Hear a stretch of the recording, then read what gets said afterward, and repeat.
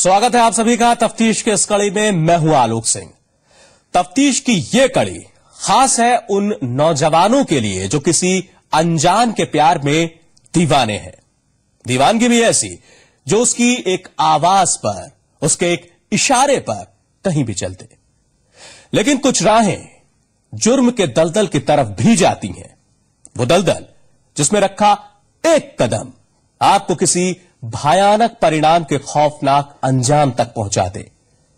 इटावा की सरहदों से निकलकर सामने आई एक युवक की दीवानगी की दर्दनाक दास्तां।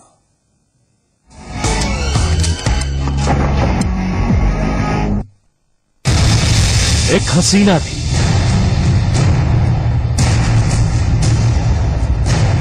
एक दीवाना था, फिर हुआ वो शिकार।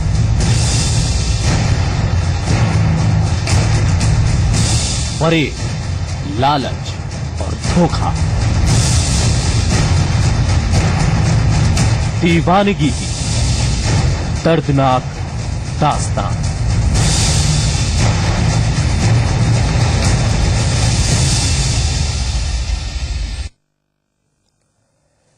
ये दास्तां सुनकर हो सकता है कि शायद आपका प्यार से विश्वास उठ जाए, मोहब्बत पर एतबार ना रहे।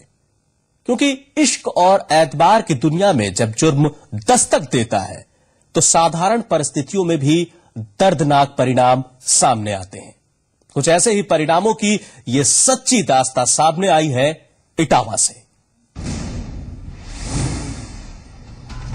14 जनवरी 2015, थाना जसवंत नगर, इटावा। यहां रहने वाला 22 साल का संजय घर से लापता था। संजय एक साधारण परिवार से ताल्लुक रखता था और उसकी किसी से कोई दुश्मनी नहीं थी। लेकिन बीतते वक्त के साथ संजय के बारे में कोई भी जानकारी नहीं मिली तो परिजन थाने पहुंचे और पुलिस ने गुमशुदगी का केस दर्ज कर दिया। एक फोन कॉल से बदला केस। संजय का अपहरण हुआ था। परिजन संजय को लेकर परेशान थे। वहीं इस बीच संजय के परिजनों को एक फोन आया। ये फोन फिरौती का था। संजय का अपहरण हो गया था और उसे छोड़ने के एवज में मांगी गई थी 60 लाख रुपए की फिरौती की रकम। थाना जसवंत नगर में 14 तारीख को एक सूचना मिली थी कि एक संजय नाम का एक युवक गायब है।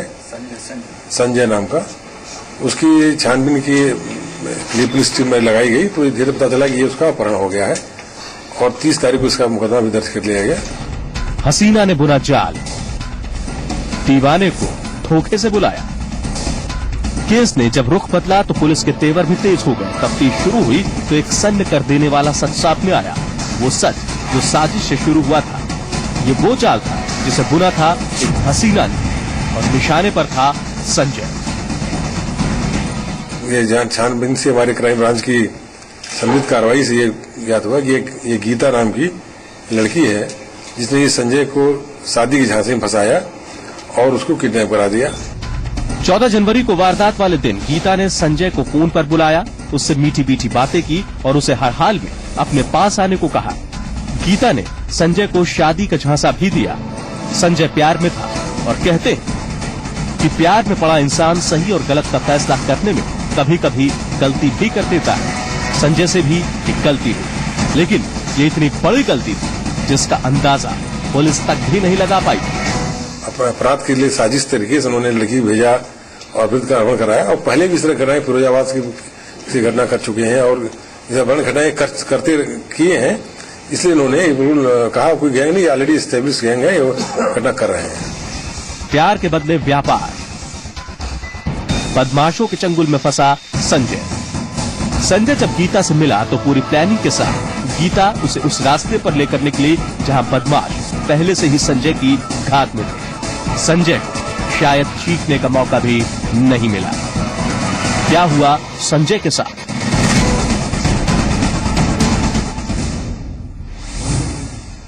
क्या हुआ संजय के साथ? एक हसीना ने एक दीवाने को मोहब्बत में जो धोखा दिया उसका शिकार संजय हो चुका था। सामने थी मौत और बचने का कोई रास्ता नहीं। वक्त बीत रहा था। उधर संजय की तलाश में पुलिस के साथ साथ क्राइम ब्रांच की टीम भी लगी थी। लेकिन सवाल यही था कि पुलिस की सुस्त चाल क्या किसी अनहोनी से पहले संजय के सुराग तक पहुंच पाएगी। धोखे का शिकार युवक, मुश्किल में जान, कैसे बचेगा संजय। 22 साल का संजय न सिर्फ उस धोखे का शिकार हुआ था जो उसे प्यार में मिला था, बल्कि अब उसकी जान मुसीबत में थी। संजय अपहरणकर्ताओं के चंगुल में था और पुलिस उसकी तलाश में। बीतते वक्त के साथ पुलिस के लिए संजय की कुशलता से बरामदगी एक बड़ी चुनौती थी और इसी बीच पुलिस को सूचना मिली कि बदमाशों ने संजय को पछाए गांव में छिपा कर रखा है। सूचना मिलते ही क्राइम ब्रांच और जसवंत नगर पुलिस की टीम ने उस घर को घेर लिया जहां संजय को छिपा कर रखा गया था। बदमाशों को पुलिस की आमद का पता चला तो फायरिंग शुरू हो गई, लेकिन हल्की मुठभेड़ के बाद संजय को आजाद करा लिया गया। गीता के साथ 6 बदमाश गिरफ्तार हुए जबकि 4 फरार होने में कामयाब हो गए। हमारे क्राइम ब्रांच की संदिग्ध कार्रवाई से ये ज्ञात हुआ कि ये गीता नाम की लड़की है जिसने ये संजय को शादी की झांसे में फंसाया और उसको किडनैप करा दिया। और ये पूरा गैंग ये 10 लोगों का गैंग है जिसमें 6 लोग पकड़े गए हैं। इन्होंने लड़के को अपने पास रखा और जो है इनसे फिरौती लेकर के छोड़ने का उनका इरादा था, लेकिन पुलिस टीम को सफलता मिली और ये बरामद हो गया अपहृत और साथ में 6 भी पकड़े गए हैं। इस मामले में मुख्य आरोपी के तौर पर सामने आई गीता के मुताबिक उसने सिर्फ वही किया जो उसके साथियों ने उससे करने को कहा था।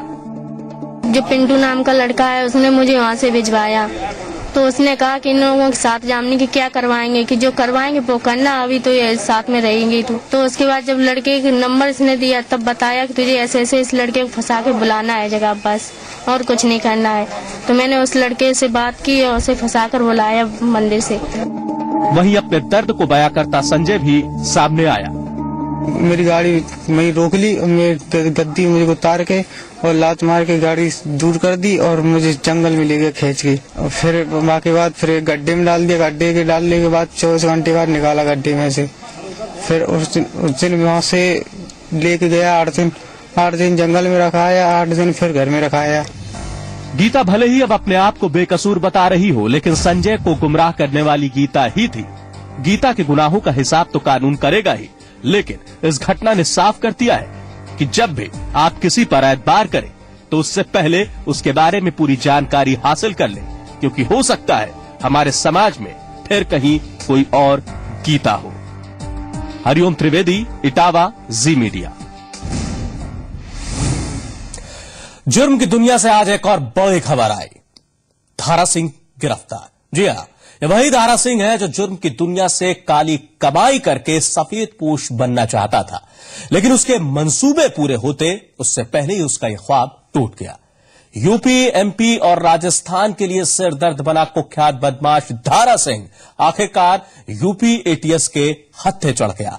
धारा सिंह पर 85,000 का इनाम था और तीनों ही राज्यों की पुलिस को उसकी तलाश थी। यूपी एसटीएफ को बड़ी कामयाबी। शिकंजे में कुख्यात धारा सिंह दर्जनों आपराधिक मामलों में था वांछित। यूपी एसटीएफ की टीम ने कुख्यात अपराधी धारा सिंह को अहमदाबाद से गिरफ्तार किया है। धारा सिंह आगरा और आसपास के इलाकों में काफी सक्रिय था। इसके ऊपर दर्जन भर से ज्यादा हत्या और अपहरण के मामले दर्ज है। धारा की लोकेशन और उसके गैंग पर एसटीएफ की टीम की नजर थी, जो कई महीनों से काम पर लगी थी। धारा की गैंग के बदमाशों को पहले एसटीएफ ने टारगेट किया और उसके बाद गिरफ्तार किए गए बदमाशों से धारा सिंह की लोकेशन मिली, जिसके बाद इस पूरे ऑपरेशन को अंजाम दिया गया। अहमदाबाद में धारा सिंह एक आइसक्रीम फैक्ट्री में ड्राइवर का काम कर रहा था। धारा सिंह की गिरफ्तारी को एसटीएफ एक बड़ी कामयाबी मान रही है। बिहार क्षेत्र का इस समय दुर्दांत अपराधी धारा सिंह उर्फ सुरेंद्र सिंह उर्फ विजय सिंह बड़ा ही कुख्यात नाम है। इसको एसटीएफ आगरा यूनिट ने अहमदाबाद से गिरफ्तार किया है। इसको जुर्म की दुनिया का बेताज बादशाह बनने की राह में धारा सिंह ने 15 साल की उम्र में कदम रखा। धारा सिंह पर थाना सिकरी से 50,000 रुपए का इनाम घोषित है। आगरा के अलावा धारा सिंह पर धौलपुर में भी मुकदमे दर्ज है। थाना इरादत नगर में 32A हिस्ट्री शीटर भी है धारा सिंह। सबसे ज्यादा अपहरण की घटनाओं को अंजाम देने वाले धारा सिंह पर 4 लूट के, 2 आर्म्स एक्ट के, 2 मर्डर और 2 गैंगस्टर के केस दर्ज हैं। लेकिन इसके जुर्म का ग्राफ अपहरण के केस से बढ़ा। सिर्फ उत्तर प्रदेश ही नहीं, मध्य प्रदेश और राजस्थान में भी धारा सिंह के ऊपर कई आपराधिक केस दर्ज है। मध्य प्रदेश में 25,000 और राजस्थान में धारा सिंह के ऊपर 10,000 का इनाम घोषित था। इस पे उत्तर प्रदेश से 50,000, मध्य प्रदेश से 25,000 का इनाम भी घोषित है। क्रूर हत्यारा, किडनैपर, लुटेरा है। धारा सिंह के परिवार की बात की जाए तो धारा सिंह ने अब तक शादी नहीं की। धारा सिंह के 3 भाई हैं और उसकी 2 बहनें हैं। धारा सिंह के जुर्म के इस कारोबार में उसके 3 भाई भी शामिल हैं। आगरा के इरादत नगर थाना क्षेत्र में धारा सिंह का पुश्तैनी घर है, लेकिन इसका परिवार यहां से दशक पहले ही पलायन कर चुका है। हालांकि इसके परिवार में इसके चाचा ताऊ और उनका परिवार अभी गांव में ही रहता है। विवेक पाठक, आगरा, जी मीडिया।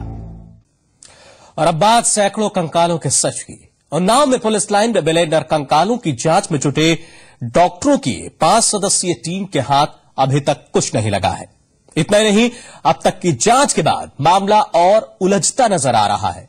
कल तक जहां पुलिस मानव अंगों को विसरा के लिए रखे बता रही थी, वहीं अब फॉरेंसिक एक्सपर्ट का दावा है कि ये विसरा नहीं है बल्कि अज्ञात मानव के अंग हैं, जिन्हें पोस्टमार्टम के बाद सुरक्षित रखा गया है। डॉक्टरों की माने तो जिन बोरियों में नरकंकाल मिले हैं वो बोरियां पोस्टमार्टम के बाद सुरक्षित रखी गई थी, क्योंकि इन पर नंबर लिखे हैं। अब पुराने रिकॉर्ड निकालकर इनकी जांच की जा रही है। उधर नरकंकालों की संख्या को लेकर प्रशासन का कहना है कि अभी संख्या बता पाना मुश्किल है और इस काम में कुछ दिन लगेंगे। अभी तक कोई नतीजा नहीं निकला है। कोई नतीजा नहीं, अभी जांच चल रही है। तो कितनी लंबी जांच? अभी आज चलेगी, कल चलेगी। परीक्षणों उपरांत रखी हुई हैं या परीक्षण के लिए ही रखी हुई हैं। कुछ बातों में ऐसा होता है, ये पुरानी हड्डियां हैं, ये कम से कम 10 साल पुरानी है, उससे कम की हड्डी नहीं लग रही है। तो हम लोग एसपी साहब के यहाँ ओरिजिनल पोस्टमार्टम रिपोर्ट होता है। इन बोरों पे सारा पोस्टमार्टम नंबर लिखा हुआ है, डेट वाइज उसकी फोटोग्राफी कर ली गई है। उससे एसपी साहब के घर ऑफिस से जो भी पोस्टमार्टम रिपोर्ट मिलेगा टैली कर लेंगे कि किसका बोन ये हो सकता है और किस स्थिति में इसको प्रिजर्व किया गया। अब सारा रिटेन है।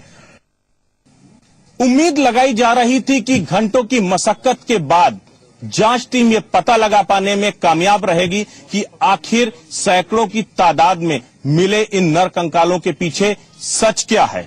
लेकिन इस जांच टीम ने मामले को और उलझा दिया है, क्योंकि जिस तरीके से अभी तक पहले पुलिस के आला अधिकारी इन मानव कंकालों को बिसरा के लिए रखे गए मानवांग बता रहे थे, वहीं जांच टीम ने, खासकर फॉरेंसिक एक्सपर्ट ने साफ कर दिया कि इसमें से कोई भी मानव अंगों को बिसरा के लिए नहीं रखा गया था, बल्कि पोस्टमार्टम के बाद इन्हें अवशेष रखा गया था जिससे इनकी शिनाख्त की जा सके।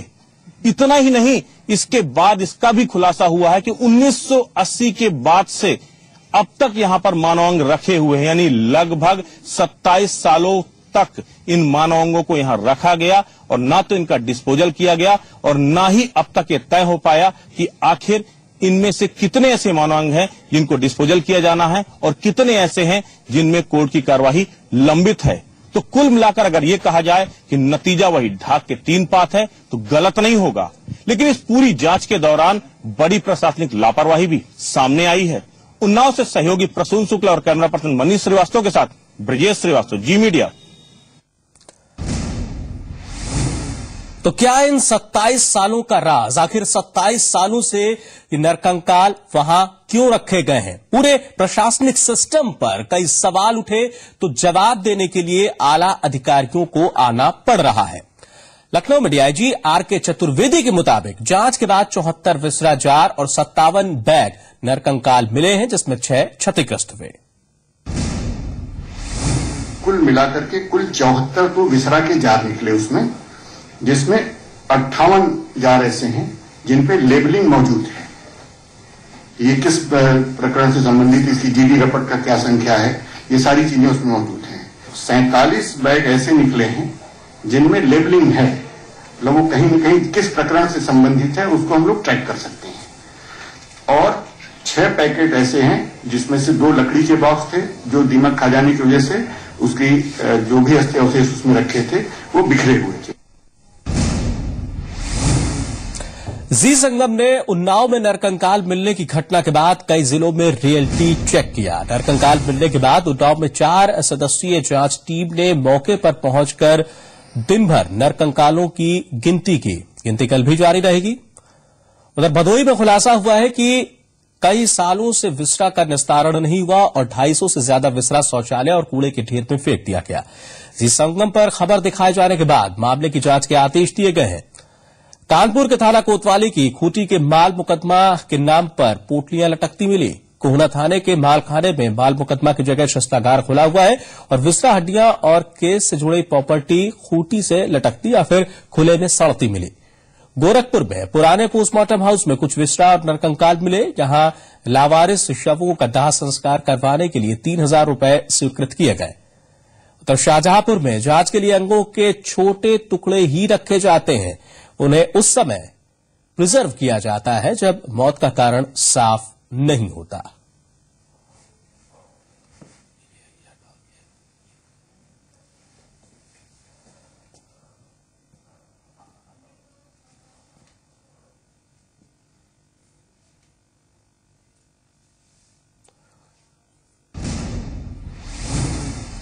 भदोही में मानव अंगों के साथ खिलवाड़ करने के मामले में जी संगम की खबर का असर हुआ। इस मामले में सीएमओ ने जांच के आदेश दिए हैं। यहां सालों से पोस्टमार्टम के बाद सुरक्षित किए गए शव के विसरा का निस्तारण नहीं किया गया था।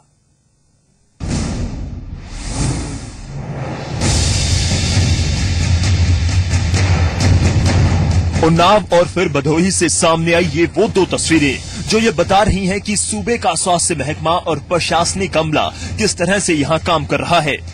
पहले उन्नाव के पुलिस लाइन से कई बोरों में रखे नरकंकाल बरामद किए गए और अब भदोही में मानव अंगों के साथ खिलवाड़ का मामला।